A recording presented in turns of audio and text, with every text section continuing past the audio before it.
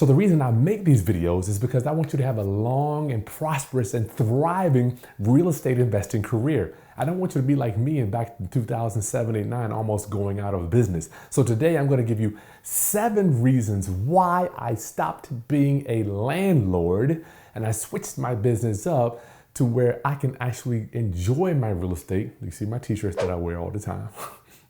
Instead of real estate having me locked down like a ball and chain every time I have to deal with every problem with my rental property. All right, let's get right to it.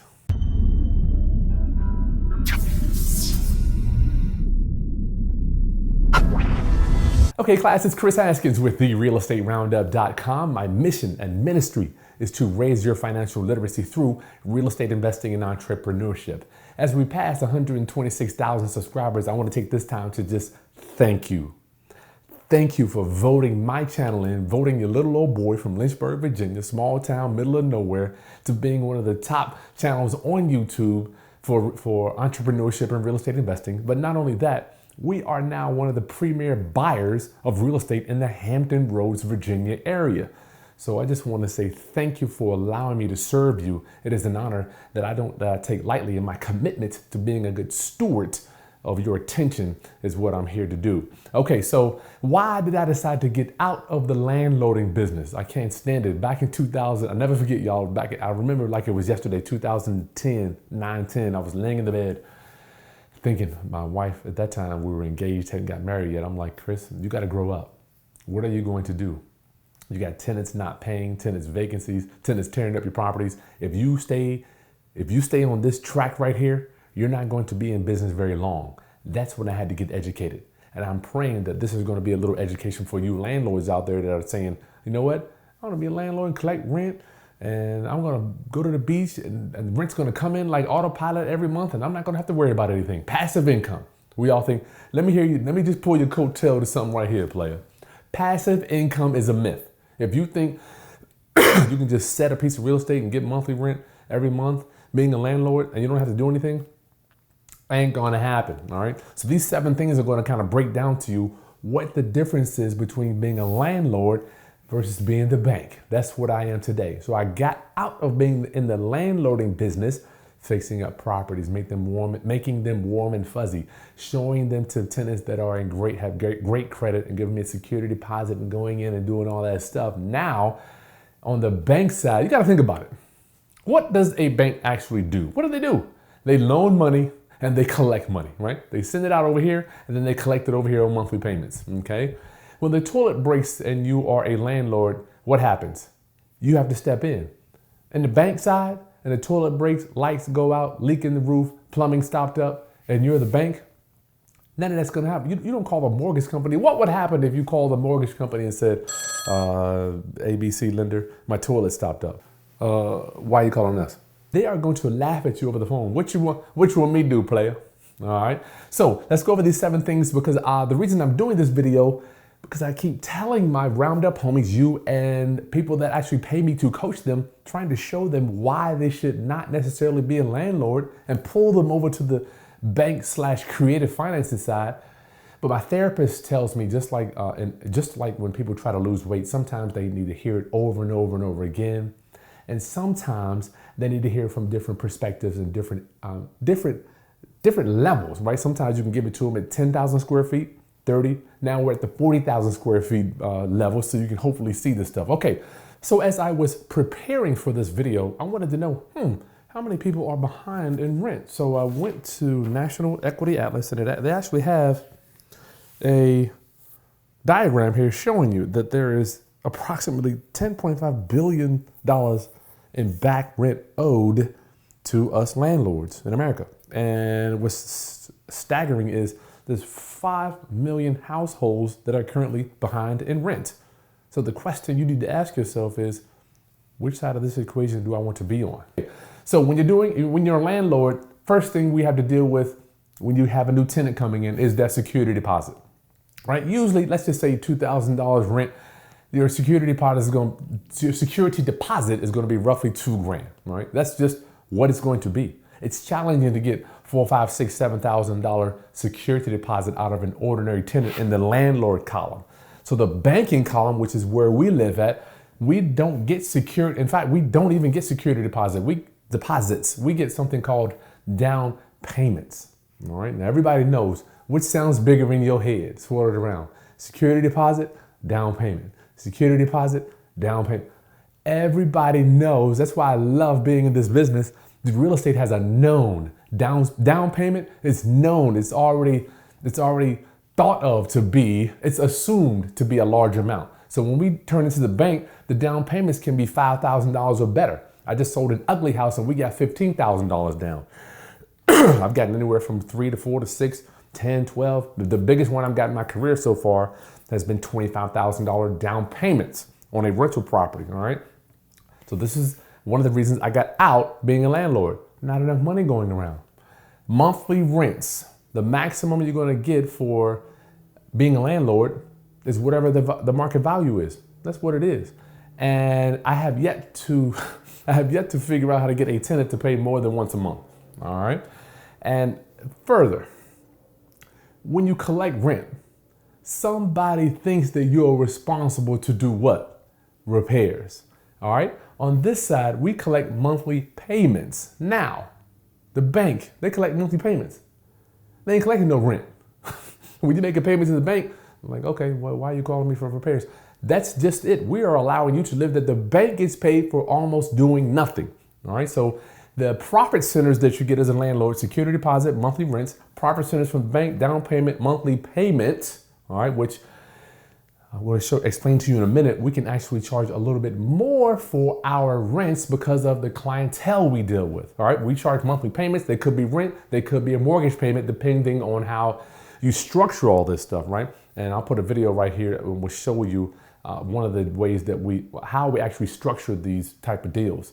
And another way we get paid, because I left this in purple, is back-end payment. So we get paid 3 ways with the bank, and we get paid 2 ways when you're a landlord. Security deposit, because you really can't spend that. You got to fix the house up when you move out, and monthly rents. When you're the bank, you get a down payment, you get monthly payment, and we get back-end payment. What do I mean by that? Because we are in essence selling the property for installment payments. I'm going to make it easy for you. We get paid when the tenant buyer cashes us out. Okay. So every month we collect monthly payments. They could be rent, could be mortgage payments, but then the tenant buyer is working to actually pay us off.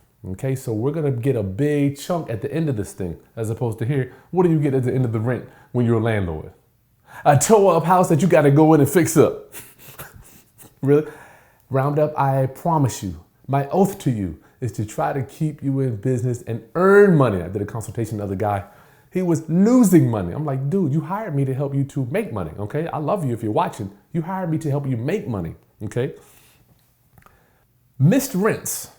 Number 3, missed rents. Now we all have to deal with missed rents in a landlord column. Sometimes your tenants just won't pay. It's the first of the month. I have several tenants that haven't paid yet. I don't know, will they pay? Who knows? Sometimes they say they wait till the end of the month and try to pay and then try to make a month disappear, right? What is your recourse regarding missed rents when you're a landlord? All you have is that security deposit. Now, when the bank has, we still have missed rents, right? The bank, and I'm using the word rents and monthly payments synonymous on the bank side, just for our video's sake here. Our missed rents. If we have missed rents, what is our recourse? We got this down payment here. We got huge down payments that we can extract from. Okay, so when you have missed rents in this side, you're on a shoestring budget. Missed rents on the bank side? See, if they've given me $5,000, $6,000, $7,000, $10,000 down, I don't care if you miss rent ever. I'm already all to the good on that down payment. But the landlord side, you're in trouble. Skimpy money to go around, okay? Number 4, vacancies. We all have to deal with vacancies, almost like missed rents. So when people move out, then you have that property sitting empty. You won't have any income for 2 or 3 months. And the only way to recoup some of that money, security deposit and rents on the landlord side, okay? Now we're talking about doing lease options, seller financing, contract for deed, land contracts. This is where I want to bring you to in the bank side, okay? Now vacancies. When we have a property, when a tenant moves out and we have a property sitting vacant, 1, 2, 3 months, what is our recourse? How are we going to recoup some of that money? Down payment, y'all. So I hope this is kind of sinking in to where you say, I'm sick of getting security deposits. I want to get a down payment to recoup some of my losses. All right. What's it? 1, 2, 3, 4, 5. Number 5, property turnovers. Here's a big one that a lot of us don't even consider until tax time. Property turnovers. I never forget, people, I'd have tenants moving out. They would destroy the carpet, got to get new carpet, new appliances. They have holes in the wall. I have to deal with all this stuff. I'll make sure all the lights fixtures work, light switches, plumbing, faucets, everything has to be functional when you are a landlord. This stuff needs to work or your tenant they won't want to move in.